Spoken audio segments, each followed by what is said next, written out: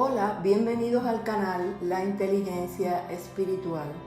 Estamos desarrollando una nueva temporada llamada La Gracia de Dios, siempre con la intención de demostrar cómo la palabra de Dios me confronta para mi perfeccionamiento espiritual. Para este estudio he realizado una revisión sistemática sintetizando las evidencias disponibles en estudios primarios, Biblias en diferentes versiones, Biblias de estudio, diccionarios, que me han permitido sintetizar y realizar los estudios bíblicos con la ayuda del Espíritu Santo, que hace clara la verdad de la revelación escrita. El capítulo de hoy tiene como título La gracia en el amado.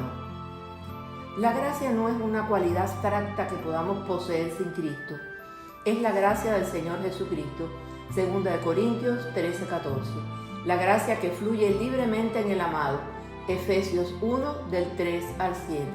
Bendito sea el Dios y Padre de nuestro Señor Jesucristo, quien nos bendijo con toda bendición espiritual en los lugares celestiales en Cristo, según nos escogió en Él antes de la fundación del mundo, para que fuésemos santos y sin manchas delante de Él, en amor habiéndonos predestinado para ser adoptados hijos suyos por medio de Jesucristo, según el puro afecto de su voluntad, para alabanza de la gloria de su gracia, con la cual nos hizo aceptos en el amado, en quien tenemos redención por su sangre, el perdón de pecados, según las riquezas de su gracia. En Cristo la gracia no solo llena nuestro pasado en el proceso de justificación, sino que impregna nuestro presente en la santificación. También adorna nuestro futuro en la vida eterna. Por eso Pedro escribe: pongan su esperanza completamente en la gracia que se les traerá en la revelación de Jesucristo. Primera de Pedro 1:13. La gracia llegó con la venida de Cristo, trayendo justicia y santificación. Tito 3, del 5 al 7 dice: nos salvó no por obras de justicia que nosotros hubiéramos hecho, sino por su misericordia, por el lavamiento de la regeneración y por la renovación en el Espíritu Santo, el cual derramó en nosotros abundantemente por Jesucristo nuestro Salvador, para que justificados por su gracia viniésemos a ser herederos conforme a la esperanza de la vida eterna. Y la gracia llegará en la segunda venida de Cristo trayendo glorificación. Jesús transformará el cuerpo de nuestro estado de humillación en conformidad al cuerpo de su gloria. Filipenses 3:21. Todos seremos transformados. Primera de Corintios 15:51.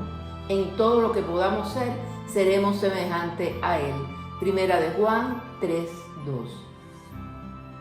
Y aún entonces, cuando nuestra conformidad con Cristo sea completa, el río de la gracia seguirá fluyendo, mientras caminamos resucitados por el cielo nuevo y la tierra nueva. Nuestra glorificación se convertirá en el telón de fondo para que Dios muestre las sobreabundantes riquezas de su gracia por su bondad para con nosotros en Cristo Jesús.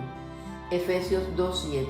Cada latido de nuestro corazón glorificado hará eco de la gracia de aquel que se unió a nosotros en la tumba para llevarnos a la gloria. Pero si vivimos bajo la gracia, la tenemos en unión con Jesucristo. Y si estamos unidos a Cristo, entonces tenemos todo lo que Él tiene y todo lo que Él es.